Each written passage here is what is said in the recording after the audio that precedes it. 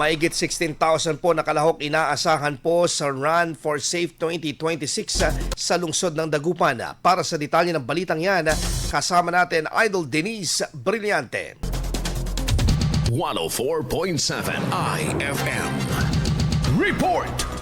Inaasahang aabot sa 16,000 hanggang 17,000 na kalahok ang dadagsa sa gaganaping Run for Safe 2026 sa Abril 25 ayon sa anunsyo ng pamahalang lungsod ng Dagupan sa isinagawang flag raising ceremony noong Lunes.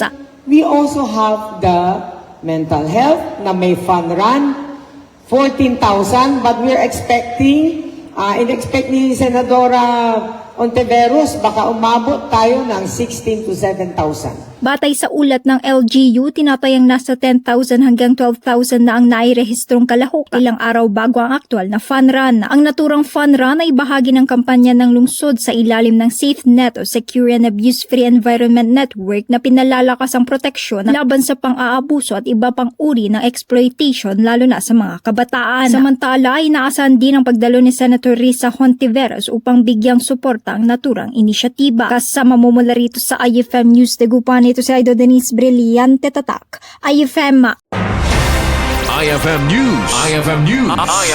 IFM News.